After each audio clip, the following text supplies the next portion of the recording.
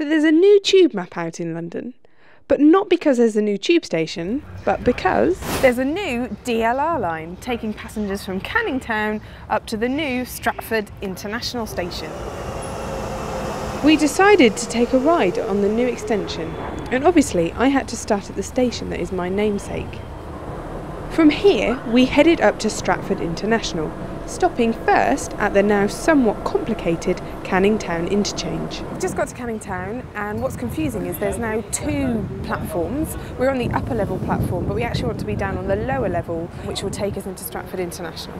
The high level platforms are for trains to and from the city. If you want to use the new branch, you have to get the escalator down to the same level as the Jubilee line train, and then down again, walk under the new extension, and then up the steps to the new platforms. So we're now on platform 2, which is the Stratford International platform.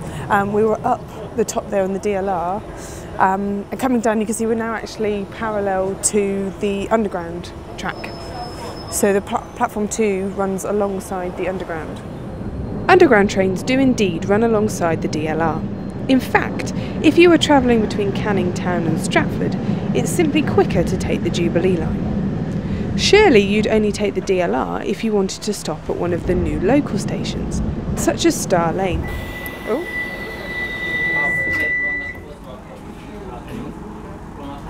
I don't think anyone got on. We carried on through West Ham and to the next new station, Abbey Road. This is Abbey Road, which has no connection to the Beatles whatsoever. They should have made Star Lane Penny Lane, and all the stations along the line sort of referenced some Beatles song or album title. Oh, one person on the other platform. Where had that solitary passenger come from? We went outside to have a look around and try and find out. This is Abbey Road. Doesn't seem to be much here except houses and what appears to be quite a busy road. We're in between West Ham and Stratford High Street, so there's a map inside that shows you some bus connections to various places, Canada Water and the surrounding area.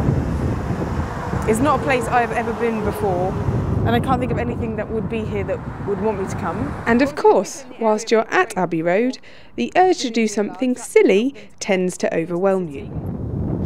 If only there was some sort of crossing, then maybe we could do like an Abbey Road version 2.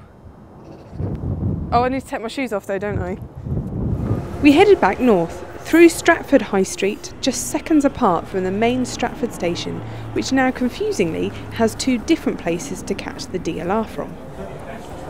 And then you go through this curving tunnel, underneath the shopping complex and high-speed trains above you, until you come to here, Stratford International Station.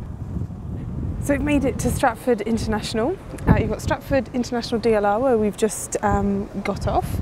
Behind that, the buildings you can see here, these are all the athletes' village for the Olympics. Olympic Stadium is just behind that, just a little bit further behind there. Behind us here we've got Stratford International train station, where currently no international train services run. And then behind that you've got the new Westfield shopping centre, which will open in a few days' time. When Westfield is open, there will be a huge number of passengers here, but none of them will be arriving or departing on any international services. The only trains you can catch here are the high-speed services between St Pancras and Ashford. So, Stratford International DLR, what's the point? The point is that in the same way when earlier DLR stations were built, there was nothing there at the time. But future development meant that stations are now busy. And when the Olympics come along in 2012, it should be a lot busier. So I imagine next year it will be quite a busy station, but at the moment it's very quiet. There's nothing going on here whatsoever, just lots of people working on the Olympic site, lots of constructions workers using this station.